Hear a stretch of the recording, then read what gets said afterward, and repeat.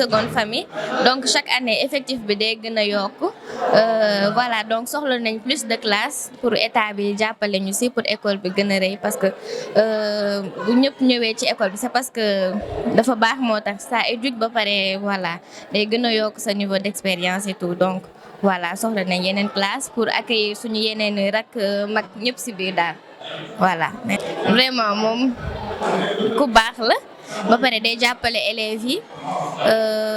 vraiment daal nit ku baax la daal ku oyof amul benn problème ba pare sans façon daal gën a yokk góorgóorlu parce que boo nekkee ci école boo xamante ne dañ la comprendre même su fekkee niveau financier ça ne va pas dañ lay comprendre di la soutenir donc da nga war a gën a yokk góorgóorlu pour ñëpp et pareil pour moi aussi. merci beaucoup toujours si présence bi rek parce que woote ñu wuy si la dafa jafe surtout ay kilifa déplacé wu juste pour cérémonie scolaire bi donc merci beaucoup franchement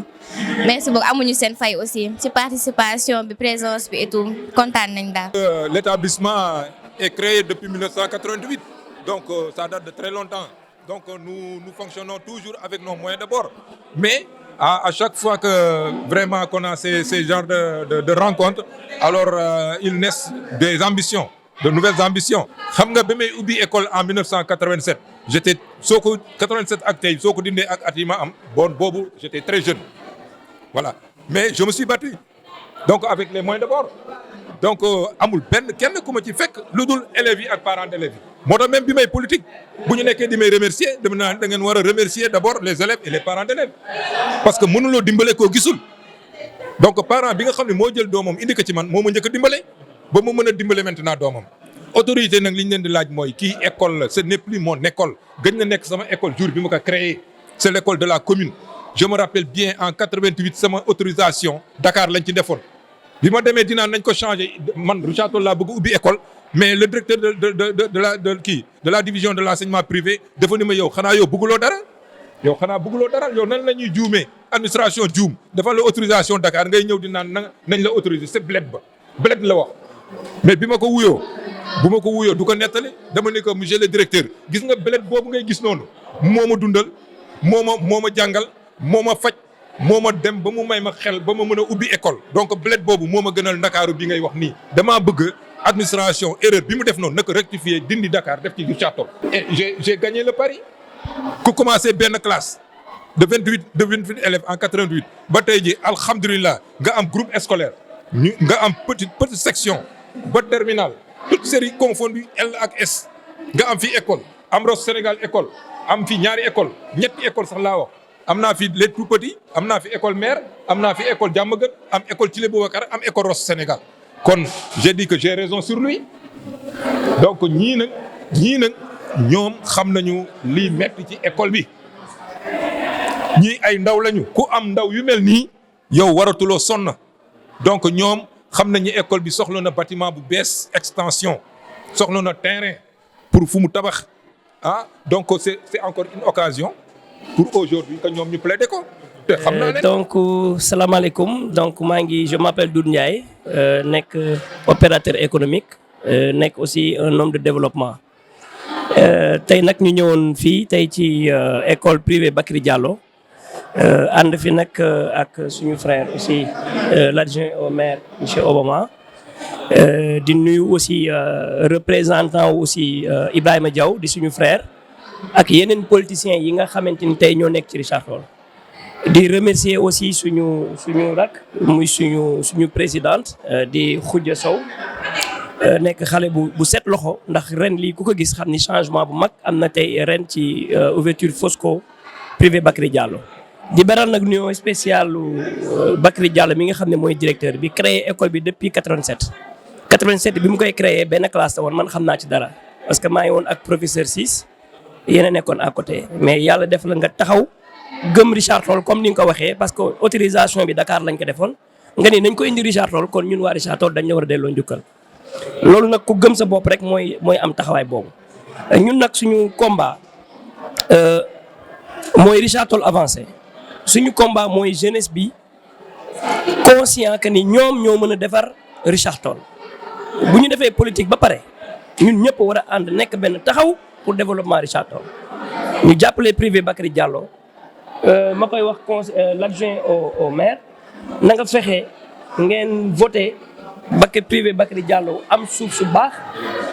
ngeen accompagner ko jàppale ko ba nga xamante ni tey Richard Toll ak Waalo dinañ ci mën a gis seen bopp. loolu yomb na leen ñu ngi leen di ñaan jox nañ leen ndigal boobu soo leen demee ngeen wax ko tamit seen ay kilifa ngeen voté ko ñu jàppale leen. bon man nag personnellement lépp li nga xam ni mën naa ko man personnellement dinaa ko def du ma wax nag lii ak lii mais li ma mën rek ci loolu laa mën a dox ci loolu laa mën a wax. te incha allahu Bakary dina xam ni dinaa ñëw jàpp ci privé bi ak sama doole fu mu yem incha allah maa ngi nuyu ñëpp di sant ñëpp asalaamaaleykum. sant yàlla julli sénété bi ñi ngi gërëm ñëpp di sant Bakary Diallo parce que wax dëgg yàlla Bakary tax na xale yu bare seen jàng yàqu woon na mu jàppale leen ba ñu am bac am liggéey mi ngi wax ni 87 bu muy créé école bi benn salle de classe la amoon. alhamdulilah dem nañu ba nga xamante ni lycée bi ëppatul élève Bakary donc loolu sant yàlla la ak tamit gëm liggéey may lancer appel ndaw Richard Toll di leen wax ni dëkk bi ñoo ko bokk politique bi jeex na nañ joxante loxo ñu liggéey ndax Richard Toll tey kenn mën ko développer ku dul ay doomam ñun ñu nekk ay doomam may gërëm monsieur Lamine Ndiaye parce que opérateur économique la am na lu ko yàlla may ñu koy tàllal loxo mu jàppale élèves yi di gërëm la présidente si liñ ñu jëlee boole ñu si seen ay parrains ñuy gërëm nag monsieur le maire ku ne xam ne si wàllum éducation am na ay jéego yu bari ñu si def au niveau du primaire comme que cours privé ministère la incha allah rabbi monsieur Bakary nous serons votre avocat au niveau du conseil municipal pour que nga mën a am surface bu mag ci kaw tali bi wa illaa benn place bu placé bi nga xamante ni di fu ma def école nga téyel ñu sunu ay doom former leen ba ëllëg ñu dégg président de la république pourquoi pas wala ministre wala directeur général wala tamit directrice générale parce que bon jigéen ñi mois de mars la ñu nekk jigéen ñee ngi ñafe ci école yi. sant yàlla rek ndax boo nekkee élève nga nekk ma jaar élève nekkoon CM numéro 2 jóge fa dem lycée tey suñu borom takkal ñu ay ndombal tànk yi nga xamante ni du sunu ngóoro du sunu jàmbarte mais bon ñu ci sant yàlla di sant tamit ñi amoon confiance jox ko la coalition Benno Bokk Yaakaar may gërëm sama maire parce que bu ko neexoon du ma def adjoint maire dëgg yàlla proposé ma jàll. sur les 11 communes benn jeune adjoint maire loolu défi la bi nga xamante ni xale yi sas nañ ma incha allah rabbi dinañ si góorgóorlu ba dund rus. jéego bi lenn la rek il faut parler avec le président Macky Sall pour qu'il donne des instructions au ministre de l'éducation nationale. Richard Toll mérite un second lycée quel que soit alpha parce que Jean-Claude Mimran dafay indi élèves CM numéro 2 day indi élèves CM numéro 1 day indi ay élèves yu am BFM. Bakary Diallo day indi élèves yu am BFM ACAPES day indi élèves yu am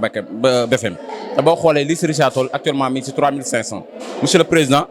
doléance mi nga xamante ni ndaw département de Dagana ndaw commune Richard Toll ñoo koy ñaan à ce que Richard Toll am un second lycée. tey met dëgg la jàng bi baax na mën nga am bac nga dem université nga def yenn formation de mais formation moo gën a gaaw may lancer appel à la jeunesse nañu nangu formé wu métier soudeur. mécanicien électricien plomberie yooyu yëpp dina tax ñu am métier pour que insertion bi mën gaaw ma leen di pousser tamit ñu def ce qu'on appelle entrepreneuriat mën nga am bac nga bañ dem université nga créer sa propre entreprise comme sunu grand frère nga mënal sa bopp am sa société bopp gérer ko sa bopp jël ay ndaw Richard Toll ñu liggéey mais daal coow li monsieur le président de la république Macky Sall il nous faut un second lycée à Richard Toll. mot de la fin gërëm sant di ñaan yal nañ ko fekkee ay at yu bare.